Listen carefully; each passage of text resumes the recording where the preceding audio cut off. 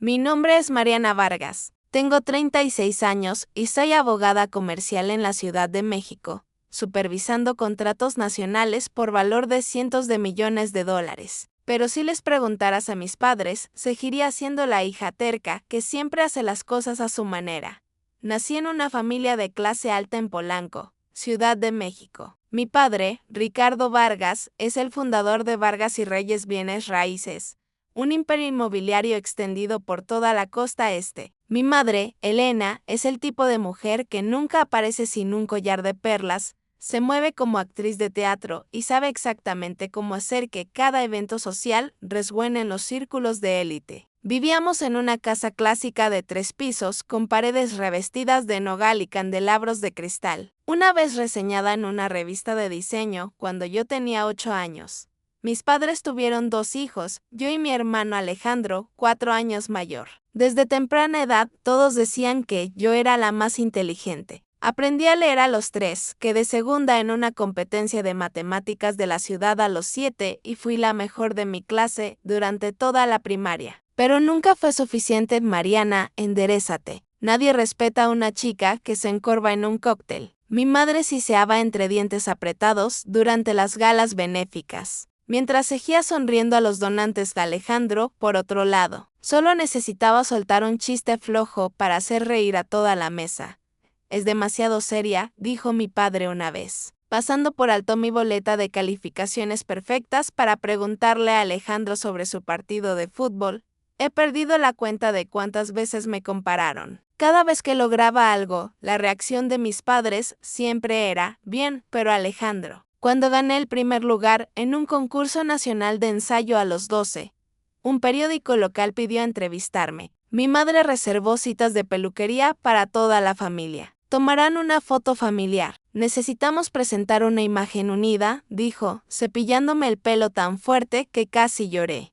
Recuerdo el día que vino el reportero. La foto terminó con Alejandro en el centro, su brazo sobre mi hombro como si él fuera el ganador. Yo estaba a un lado, con un vestido de encaje que mi madre eligió, sonriendo incómodamente y apenas en el encuadre.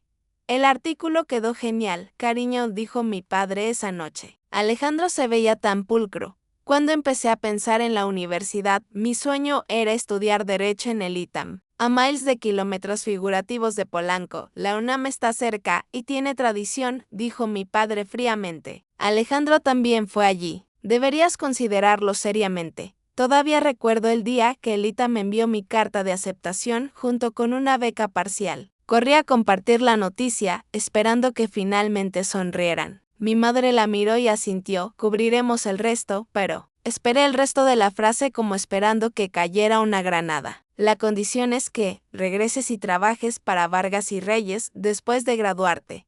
Cuando dije que no, la casa se enfrió. A partir de entonces, todo lo que hice fue etiquetado como en contra de los valores familiares, a lo largo de toda mi infancia y juventud. No recuerdo un solo momento en que mis padres me elogiaran sinceramente. Alejandro, sin embargo, siempre fue el orgullo, el sucesor natural. Yo era la segunda hija, allí para llenar el retrato familiar, siempre y cuando me parara en el lugar correcto y sonriera. Lo que no esperaban era que, en esos años de ser ignorada, aprendí a valerme por mí misma. No necesitaba que mis padres me allanaran el camino. No necesitaba que Alejandro se hiciera a un lado, y ciertamente no necesitaba elogios vacíos de personas que solo me veían a través del lente del apellido Vargas. Solía pensar que tenía que esforzarme más para que me quisieran, pero ahora sé que la validación no se puede mendigar. Tiene que venir de aquellos que realmente te ven, y mis padres nunca lo hicieron. Para ellos, yo solo era parte del fondo, destinada a apoyar la imagen perfecta que tan desesperadamente proyectaban. Dejé la Ciudad de México en una sofocante mañana de agosto, maleta en mano y una oferta de trabajo de Vargas y Asociados en Guadalajara, guardada en mi bolso. No era California como alguna vez soñé, pero estaba lo suficientemente lejos para respirar y lo suficientemente cerca como para que no pudieran decir que había huido. Cuando les conté a mis padres la decisión durante una cena de fin de semana, nadie habló durante 30 segundos completos. Entonces mi padre dejó su cuchillo y golpeó suavemente su plato. Estás rechazando la UNAM. Su voz bajó como si acabara de renunciar a mi ciudadanía. Estoy rechazando la escuela de Derecho para evitar trabajar en la firma inmobiliaria familiar, repliqué, tratando de mantener mi tono nivelado. Mi madre sonrió. Una de esas expresiones perfectamente ensayadas. Mariana, ¿quién se aleja de todo lo que ya está puesto en marcha? Todo lo que está puesto en marcha, le enfaticé, nunca fue para mí. Es la vida que quieren que viva, no la que yo elegí. Alejandro estaba sorbiendo vino tinto, levantando una ceja, pero permaneciendo en silencio. Como siempre, nunca intervenía, especialmente si significaba arriesgar su posición con papá. ¿Crees que la gente en Guadalajara te valorará más que aquí? Preguntó mi padre de repente, su voz tranquila pero cortante. ¿O solo quieres empezar de nuevo como si el apellido Vargas no significara nada? No respondí. Había pasado meses reflexionando sobre esa pregunta y sabía que el apellido Vargas solo tenía valor si jugaba según su guión. De lo contrario, se convertía en un peso. Ese vuelo a Guadalajara fue la primera vez que la libertad se sintió tangible. No en un libro o una fantasía adolescente, sino en un lugar real donde podía reconstruirme desde cero. Sin expectativas, sin miradas escrutadoras, detrás de cada palabra que decía, la oficina de Vargas y Asociados estaba en una torre de cristal con vista al río Santiago. Recuerdo subir al ascensor en mi primer día y ver mi nombre impreso en la tarjeta de empleado, Mariana Vargas, asociada junior, no la hija de Ricardo, no la sombra de Alejandro. Solo yo y mi capacidad. Trabajé sin descanso. En los primeros 6 meses, manejé 3 casos importantes y fui invitada personalmente por un socio gerente a unirme al equipo de contratos corporativos. A nadie le importaba qué marcas usaba o cuántas acciones poseía mi familia. Solo les importaba y podía cumplir. Alquilé un pequeño apartamento en la Colonia Americana, con vista a las vías del tren y filas de viejos árboles de jacaranda. Por primera vez en mi vida, compré muebles sin pedir la opinión de mi madre. Elegí cortinas verde bosque, aunque sabía que ella las llamaría opresivas y carentes de refinamiento. Llamaba a casa una vez al mes, principalmente para escuchar actualizaciones sobre Alejandro, cerrando otro trato de resorte en Los Cabos, o papá considerando una expansión a Cancún. En cuanto a mí, yo era la chica en Guadalajara, de la que hablaban como un proyecto secundario dejado en pausa. Para cuando fui promovida asociada, después de solo un año, dejé de actualizarlos. La última vez que llamé para compartir buenas noticias, mi madre respondió: Alejandro acaba de ser invitado a una cumbre de inversión gubernamental. Es maravilloso que ambos se mantengan ocupados. Ese maravilloso aterrizó como una palmadita hueca en la espalda. Aprendí a amar la vida que elegí. Los fines de semana caminaba por el parque metropolitano. Comía tacos en el mercado orgánico y lentamente construí amistades con personas a las que no les importaba mi apellido, siempre y cuando fuera amable. Nunca preguntaron si volvería. Veían Guadalajara como un desvío, y les dejé pensar eso. Hasta que un día Alejandro llamó. Papá quiere que firmes unos documentos, dijo con voz plana. Solo papeleo para un nuevo préstamo inmobiliario. Tener tu nombre en él hará que el banco se sienta más cómodo. Me quedé en silencio. Después de todos esos años de fría distancia, solo se acordaban de mí cuando necesitaban una firma. Creo que debería revisar el acuerdo a fondo antes de decir que sí, dije. Mi voz como hielo, por supuesto, respondió Alejandro, pero capté la vacilación en su tono. Colgué. Puse el teléfono y miré por la ventana el sol derramándose sobre el río. En ese momento, supe que algo más grande estaba en camino. Algo que me obligaría a enfrentar no solo a ellos, sino cada herida que había estado tratando de dejar atrás. Conocí a Mateo en un taller comunitario patrocinado por mi bufete en Tlaquepaque. Fue el último en entrar, camisa ligeramente arrugada, brazos llenos de papeles. Nada en él gritaba extraordinario, pero cuando comenzó a hablar sobre un programa de carreras para estudiantes de preparatoria, su voz firme, sincera. Toda la sala pareció guardar silencio. Mateo enseñaba literatura en una escuela pública y era entrenador voluntario de básquetbol los fines de semana. Sin maestría en administración, sin cartera de inversiones, sin parientes listados en Forbes. Pero en nuestra primera cita, en un pequeño restaurante de carnes asadas junto al lago, me reí más que en los últimos 3 meses combinados. No nos enamoramos como en las películas. Sin relámpagos, sin música orquestal. Todo llegó lentamente, pero llegó con seguridad. Después de 6 meses, Mateo conocía mi rutina de café matutino de memoria, y yo sabía que ponía a Coltrane cada vez que se sentía estresado. Nunca preguntó sobre el trabajo de mi padre ni trató de actuar impresionado porque fui al ITAM con Mateo. Lo único que importaba era si yo era feliz. Una pregunta que nadie en mi familia me había hecho genuinamente. El otoño pasado, Alejandro me invitó de regreso a Ciudad de México para el 70º cumpleaños de nuestro padre. La mayor parte de la familia estará allí. Algunos funcionarios de la ciudad, algunos socios. Mamá y papá quieren que vengas. Y trae a alguien, si quieres, dijo por teléfono. Dudé, pero Mateo simplemente dijo, si soy parte de tu vida, entonces debería ver de dónde vienes. Volamos a Ciudad de México con una fuerte brisa invernal. Llevaba un sencillo vestido negro. Mateo pidió prestado un traje azul marino a un compañero de trabajo. Definitivamente no hecho a medida, bromeó mientras se lo probaba. Apreté su mano en el coche, mi corazón se encogía mientras nos acercábamos a la finca Vargas. La misma casa que una vez se erigió como un muro entre yo y todo lo que quería hacer. La fiesta se celebró en el salón de baile del segundo piso, con un cuarteto de cuerdas tocando, una de las piezas clásicas favoritas de mi madre. El aire era denso, a vino tinto, carnes ahumadas y perfume francés, como si el tiempo no se hubiera movido en absoluto dentro de esas paredes. Mi madre me vio primero, Mariana. «¿Estás aquí?», dijo, rozándome el hombro con un ligero abrazo antes de volverse hacia Mateo. «Y este debe ser Mateo Ortiz».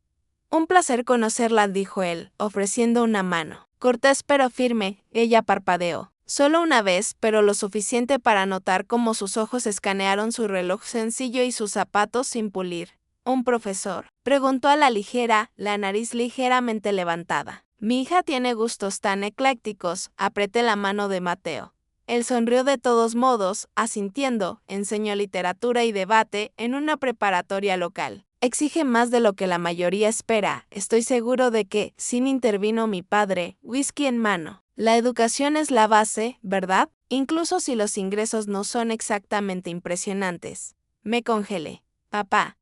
Mateo puso una mano en mi hombro y susurró, «Está bien». Pero sabía que no lo estaba. Toda la noche, mis padres nunca le hicieron una sola pregunta significativa. En cambio, exhibieron los nuevos proyectos inmobiliarios de Alejandro, las fotos del viaje de esquí a Aspen y los nombres de los invitados influyentes. Cuando nos levantamos para buscar el postre, mi madre se inclinó y susurró, «Mariana, ¿te das cuenta de que este es un evento familiar, no una reunión de padres de familia?». Me detuve en seco. Sus palabras golpearon más fuerte que cualquier grito. Unos minutos más tarde, Mateo y yo nos fuimos tranquilamente de la fiesta. En el viaje de regreso al hotel, no dijimos nada. No hasta que nos cambiamos y nos sentamos junto a la ventana. Finalmente hablé. «Ellos nunca me ven realmente, solo la versión que quieren que sea». Mateo se recostó contra la pared. «Entonces déjalos ciegos. No vivís esta vida para actuar para ellos». Me reí, mis ojos picaban. «¿No te avergüenza cómo te trataron?». Él negó con la cabeza. «No. Solo me entristece que no se den cuenta de lo increíble que sos». Tomé su mano. La ciudad brillaba afuera, y en ese momento supe que había perdido otra pieza de mi conexión con mi familia. Y también supe que no me arrepentía, porque esta vez me elegí a mí, al hombre que realmente me veía. No al apellido Vargas. 2 meses después de esa inquietante fiesta de cumpleaños, casi había cortado el contacto con mi familia. No por ira, sino por agotamiento. Me había acostumbrado demasiado a ser juzgada, comparada y desechada. Pero nada podría haberme preparado para la gélida traición que entregaron esa primavera, esa noche. Estaba en mi oficina finalizando un borrador para un acuerdo de fusión por valor de más de $300 millones. Mateo me trajo comida, como solía hacer, y se sentó frente a mí leyendo mientras yo editaba. Siempre tenía una forma de estar presente en silencio. Mientras esperaba que se exportara el archivo, revisé Instagram, y en ese momento todo pareció congelarse. La prima Isabella, del lado de mi madre, acababa de publicar un lote de fotos al aire libre con la leyenda «Fin de semana familiar extendido», etiquetadas en la villa frente al lago en Valle de Bravo. Toqué su historia. Una imagen mostraba a casi toda la familia. mis padres, Alejandro y su esposa, tías y tíos, incluso ese primo de San Diego que no había visto en 10 años. La leyenda decía, la cumbre familiar de verano se acerca. Solo un pequeño calentamiento logístico. La miré una y otra vez. Nadie me había dicho una palabra, ni un mensaje, ni un correo electrónico. Mateo notó el cambio en mi rostro. ¿Qué pasó? Le pasé la pantalla. Él hojeó algunas fotos y luego, en silencio, dejó el teléfono. ¿No te mencionaron nada de esto? Negué con la cabeza, la amargura subiendo por mi garganta. Soy la única que no fue invitada. 2 días después, Alejandro llamó. No contesté, pero esa noche mi teléfono sonó de nuevo. Esta vez era mi padre. Contesté, voz plana. ¿Qué pasa, papá? Mariana dijo, asumo que has visto las fotos en línea. Por supuesto que las vi, respondí. Y por supuesto que no recibí una invitación. Soltó el tipo de suspiro que la gente usa cuando ya ha ensayado su excusa. Esta es una ocasión importante. La familia está negociando con unos inversores coreanos. Están interesados en expandirse a viviendas de lujo. Y necesito que todo esté pulcro. ¿Pulcro? Repetí, ¿sabes a lo que me refiero? Vos, Mateo, sus profesiones, sus valores. No se alinean del todo con la imagen que Vargas está tratando de proyectar. Hice una pausa. Luego solté una risa seca, así que ya no soy parte de la imagen Vargas. No seas demasiado sensible. Mariana dijo con un rastro de impaciencia. Esto es negocio. Necesito que todo coincida con nuestros estándares. Estándares, dije, cada palabra cortando. Es decir, blanco, rico, políticamente alineado y absolutamente ningún profesor de escuela pública en la foto grupal. Silencio. Luego, la voz de mi padre regresó, más fría.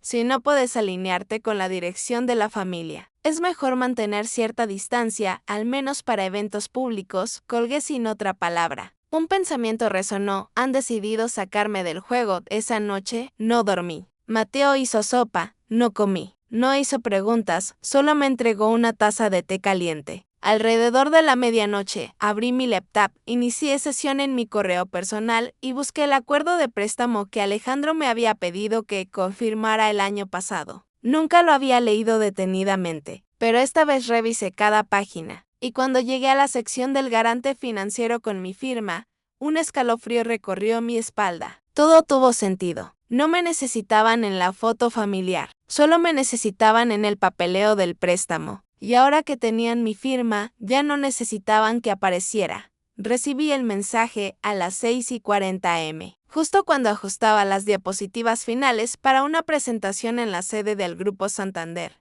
nuestro mayor cliente. Era el día de cierre de una fusión de 1.7 mil millones de dólares que había perseguido durante casi 8 meses. Estaba a punto de convertirme en socia senior al menos 2 años antes de lo previsto. El teléfono se iluminó. Remitente, papá. El mensaje era una sola línea. Será mejor que no vengas a Valle de Bravo. Tu madre y yo hemos decidido cortar lazos. Sin saludo, sin explicación, me quedé congelada en la sala de conferencias vacía. Miré la pantalla. Después de un rato, escribí solo 2 palabras, entendido. Adiós, sin punto final, sin signo de exclamación. Cuando entré a la sala de juntas principal a las 8 am, sonreí apropiadamente. Hablé con claridad y entregué la presentación como si mi corazón no acabara de ser arrancado. Mateo no llamó ni envió mensajes. Sabía que estaba esperando hasta que estuviera lista. Me moví esa mañana como una cáscara programada, firmando contratos, asintiendo al presidente de Santander, aceptando felicitaciones. Por dentro estaba vacía. No porque estuviera sorprendida, sino porque me di cuenta de que ya no sentía nada. Me había acostumbrado a ser excluida, pero esta vez realmente me habían borrado. Al mediodía, regresé a la oficina. Abrí el cajón de mi escritorio y saqué un archivo antiguo, acuerdo de préstamo Vargas y Reyes. Garante Mariana Vargas había aceptado firmarlo hacía 3 años cuando Alejandro me convenció de que la compañía solo necesitaba una firma fuerte para asegurar el financiamiento para su expansión del Centro Comercial Santa Fe. Llamé a la licenciada Ramírez, mi abogada personal. Quiero retirar mi nombre de esa garantía de préstamo. Inmediatamente Lalic Ramírez hizo una pausa. ¿Estás segura? Las consecuencias financieras para Vargas y Reyes podrían ser significativas.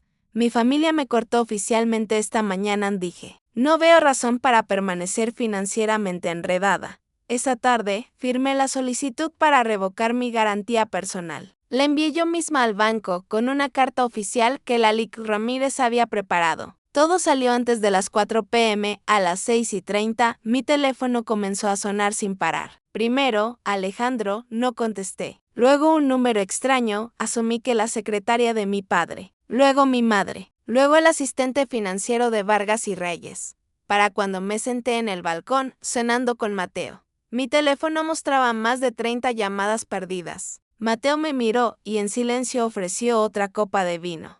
No revisaré los mensajes, pero si necesitas que haga algo. Solo sonreí, ligera como el aire. No necesito nada, estoy haciendo lo correcto. Esa noche, dormí profundamente por primera vez en años. Sin sobresaltos, sin lágrimas, sin esperar que alguien llamara y se disculpara, porque sabía que no lo harían. Y, lo que es más importante, ya no necesitaba que lo hicieran.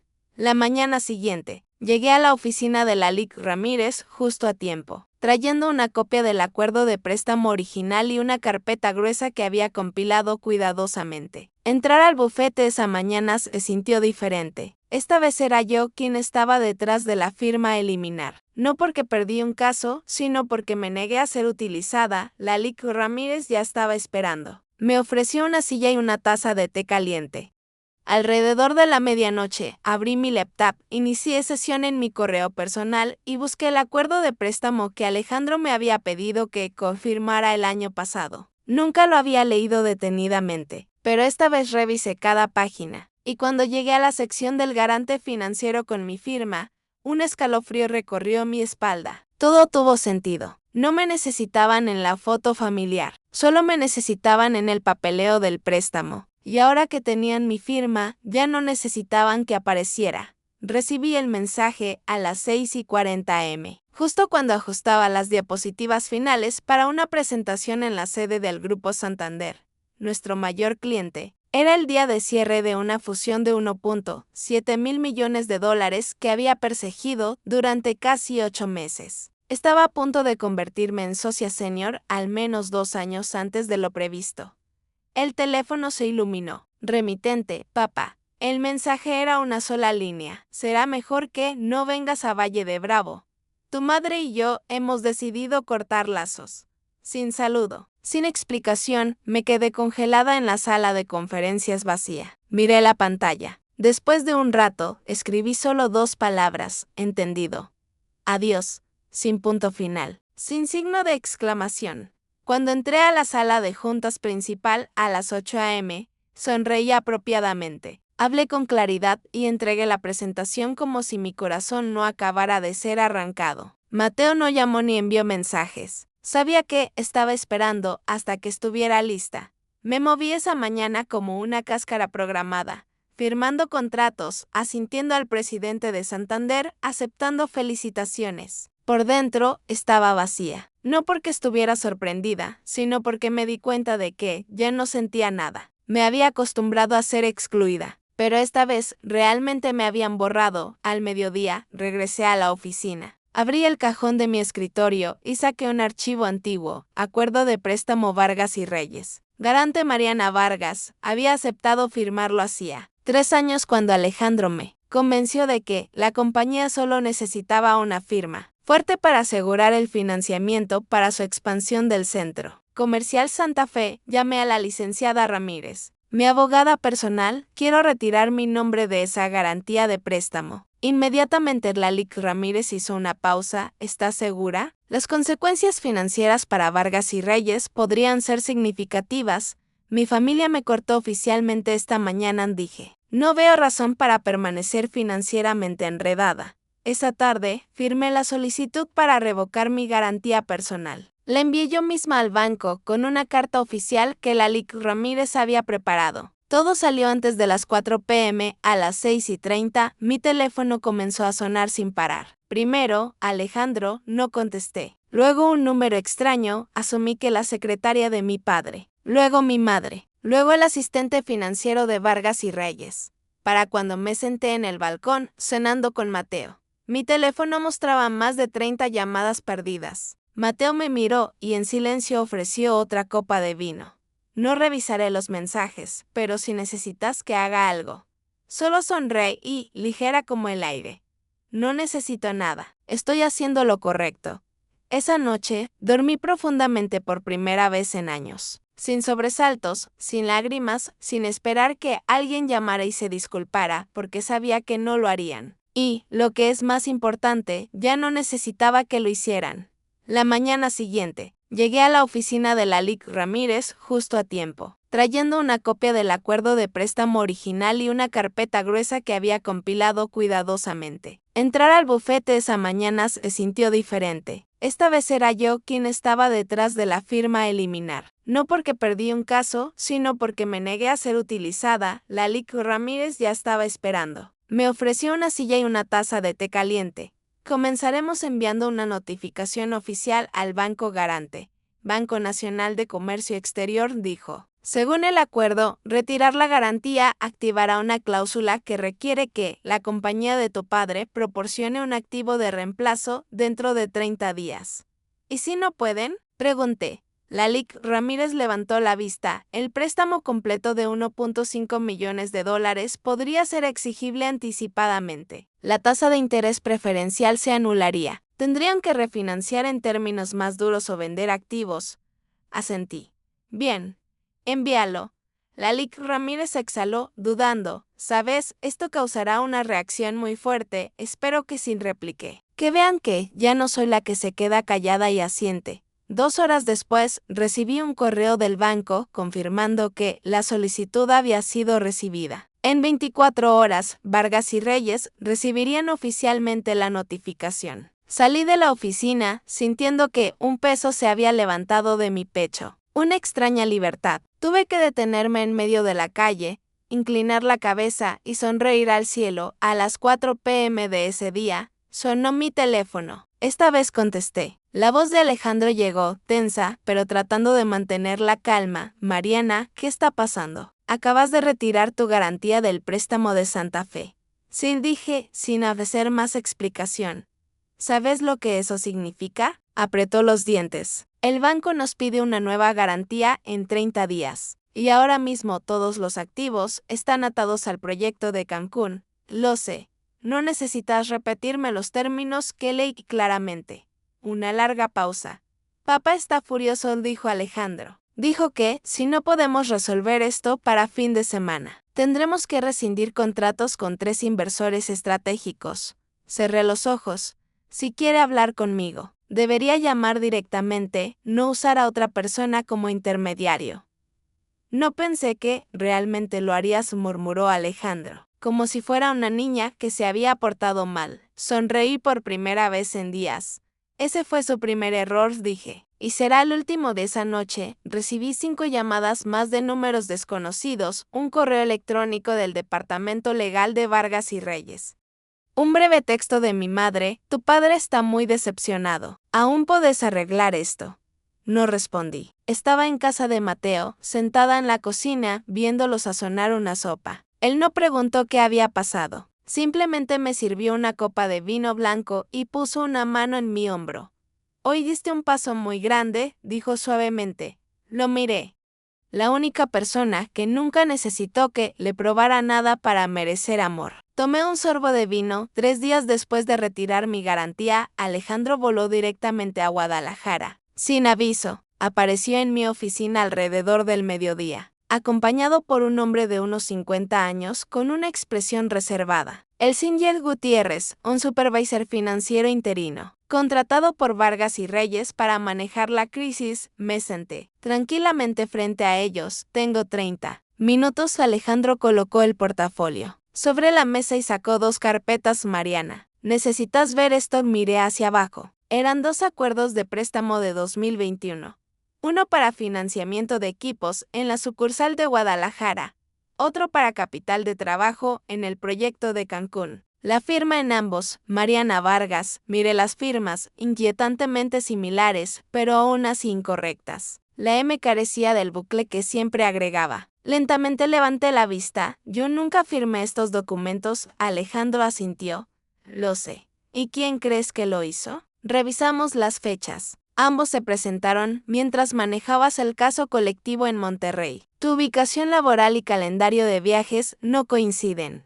El Singer Gutiérrez intervino. Contratamos a un experto en caligrafía. El análisis preliminar muestra que las firmas probablemente fueron simuladas, no escritas por vos. Un tenso silencio se extendió. Miré a Alejandro. No enojada, no fría. Solo un claro sentimiento, remordimiento. Fue papá, ¿verdad? Pregunté, casi susurrando. Falsificó mi firma. De Alejandro no dijo nada, solo asintió lentamente. Pensó que, como era solo una garantía interna, no valía la pena molestarte. La compañía estaba bajo presión. Entró en pánico. Me recliné en mi silla. Mi corazón no latía con fuerza, solo dolía. Familiar. ¿Hace cuánto lo sabes? Pregunté. Esta última semana, respondió Alejandro. Cuando el banco envió una actualización, me confundió porque no habías respondido. Cuando revisé los documentos antiguos, sospeché. Y cuando pregunté, papá no lo negó, solté una risa amarga. ¿Y mamá? Ella no sabe todavía. Asentí. Bien, porque seré yo quien se lo diga. El Singer Gutiérrez cerró la carpeta. No buscamos una confrontación legal. Si aceptas no emprender acciones legales, la compañía asumirá toda la responsabilidad y anulará inmediatamente todos los documentos que te mencionan como garante. No respondí de inmediato. Recogí la firma falsa. No era solo un engaño legal, era una prueba viviente de traición. Haré que mi abogada revíe todo cuidadosamente, dije lentamente. No prometo nada. Alejandro asintió. Al levantarse para irse, hizo una pausa. Mariana, lo siento. Debería haberte protegido hace mucho tiempo. Lo miré por un largo momento. Y aunque no estaba lista para perdonar, no lo aparté.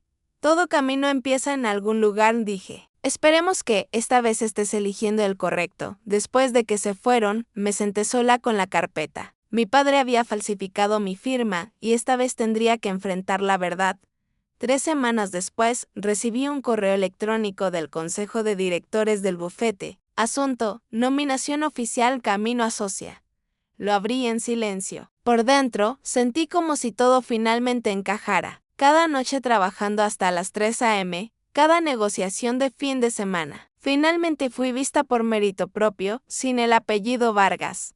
Esa tarde, salí temprano. Mateo me había invitado a cenar a un pequeño restaurante junto al lago. Pensé que solo quería celebrar, pero cuando trajeron el postre, en lugar del mousse habitual, el mesero colocó una pequeña caja de terciopelo sobre la mesa. Mateo se puso de pie. No dijo clichés, solo me miró con tal seriedad y sinceridad que tuve que tragar saliva.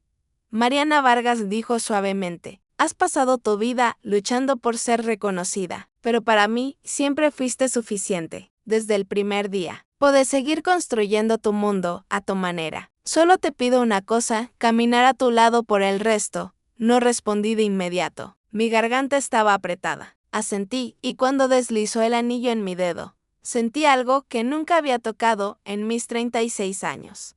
Paz, no hice público nuestro compromiso, pero de alguna manera mi madre se enteró. Envió flores a mi oficina, un ramo de tulipanes blancos con una pequeña tarjeta. Si querés, me encantaría estar allí en tu gran día. Sin presión, solo mamá. Elena, sostuve la tarjeta. Sabía que ella no tenía nada que ver con la mala conducta financiera. Sabía que gran parte de su vida la pasó detrás de una fachada que mi padre construyó. Pero también sabía que el perdón no significa abrir la puerta de nuevo. Le envío un mensaje: estoy reconstruyendo todo desde cero, incluyendo los límites. Si quieres caminar conmigo, la primera condición es la honestidad.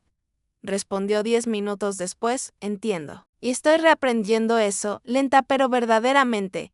Alejandro cumplió su palabra. Envió todos los documentos relacionados con los contratos falsificados a mi abogada. Llegamos a un acuerdo extrajudicial. Vargas y Reyes compensarían los daños legales y financieros, eliminarían mi nombre de todas las obligaciones y acordaron que tenía derecho a hacerlo público si elegía. Elegí no hacerlo, no por miedo, sino porque ya no necesitaba probar nada. Mi padre nunca llamó, nunca envió un correo, ni una sola disculpa, pero ya no estaba esperando.